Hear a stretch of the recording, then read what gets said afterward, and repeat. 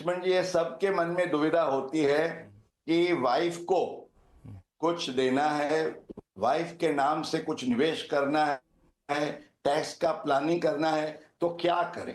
तो ऑब्वियसली आपके लिए दो रास्ते हैं। एक तो आप गिफ्ट दे सकते हैं, दूसरा आप इंटरेस्ट फ्री लोन भी दे सकते हैं। अब जब आप गिफ्ट देते हैं, आपको ध्यान में रखना है कि इनकम टैक्स एक्ट के सेक्शन 64 के तहत क्लबिंग प्रोविजंस है। तो सूर्यवीर जी, अगर आप अपनी वाइफ को गिफ्ट देते हैं और उसमें से कुछ निवेश करेंगे, तो उसका भले आपको गिफ्ट इज एग्जाम, पर उस गिफ्ट में से आपकी वाइफ को जो इनकम आएगी वो आपके केस में जोड़ दी जाएगी फॉर टैक्स पर्पसेस। तो आपको कोई टैक्स प्लानिंग का या टैक्स सेविंग का फायदा नहीं मिलेगा। तो इस केस में क्या करना चाहिए? द ऑब्वियस आंसर इज आप इंटरेस्ट फ्री लोन दीजिए, क्योंकि इंटरेस्ट फ्री लोन वो सेक्शन 64 के क्लबिंग प्रोविजंस के दायरे में नहीं आता है। और ये इंटरेस्ट फ्री लोन से जो भी आपकी वाइफ को इनकम होगी वो उसके केस में जोड़ी जाएगी, उसके आईटीआर में आप दिखा सकते हैं। आपको उसके बारे में चिंता करने की कोई आवश्यकता नहीं है। तो ये आपके सवाल का सीधा जवाब हुआ। बहुत ही बेहतरीन तरीका आपने बताया है कि गिफ्ट मत दीजिए, इंटरेस्ट फ्री लोन दीजिए और उस पर जो आमदनी होगी वो फिर आपके हिस्से में नहीं मानी जाएगी। सबसे पहले तो किसी को इंटरेस्ट फ्री लोन देना, उसमें कोई भी दिक्कत नहीं है। ये ज़रूर समझिएंगे कि अगर आप ये लोन देते हैं और ये 20,000 रुपये से ज़्यादा अमाउंट है, तो प्लीज़ इंश्योर कि ये चेक से दी जाए।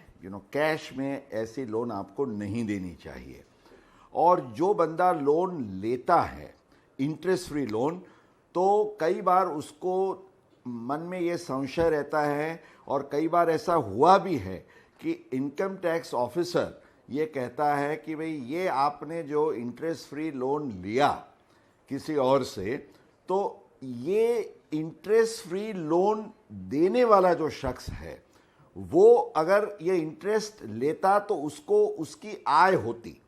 तो ये काल्पनिक आय, जिसको हम नोशनल इंटरेस्ट कहेंगे, वो नोशनल इंटरेस्ट जोड़ने का प्रयास जो लोन देने वाला शख्स है उसके केस में इनकम टैक्स डिपार्टमेंट द्वारा कई बार किया जाता है।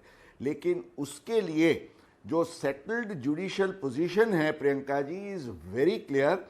हालांकि Guwahati high court, Delhi high court, कई हाई कोर्ट्स और ट्राइब्यूनल्स ने ये बहुत स्पष्ट रूप से ये प्रस्थापित किया है कि ये अगर मेरी अपनी पूंजी है और मेरी पूंजी को कैसे उसका वहीवट करना वो मेरे मन की बात है, वो मैं किसी को इंटरेस्ट फ्री देता हूं तो उस पर कोई नोशनल इंटरेस्ट नहीं लग सकता।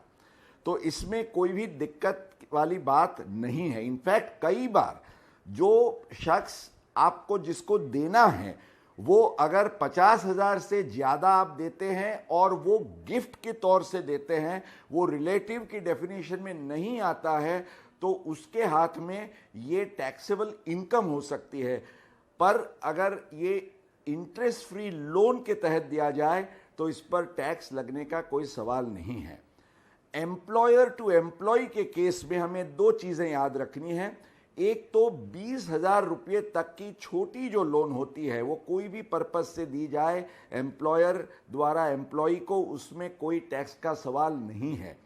20,000 से ज़्यादा लोन के अमाउंट में इसको परक्विजिट माना जाता है और इसका नियम आयकर नियम 3 के तहत ये इसका प्रावधान है कि जो भी स्टेट बैंक ऑफ इंडिया का prevailing rate of interest for the purpose of the loan, housing loan हो या एजुकेशन लोन हो, जो भी इंटरेस्ट का रेट है उसको इंटरेस्ट का रेट गिन के जितना कंपोनेंट इंटरेस्ट फ्री है उसको एम्प्लॉय के हाथ में टैक्सेबल गिना जाएगा।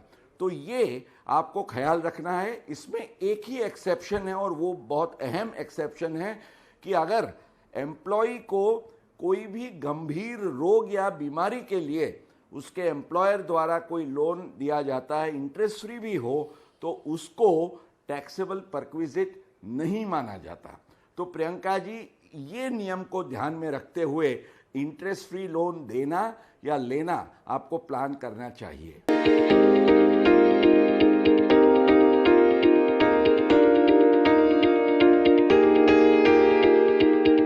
subscribe and don't forget to press the bell icon to get notified whenever we upload a new video.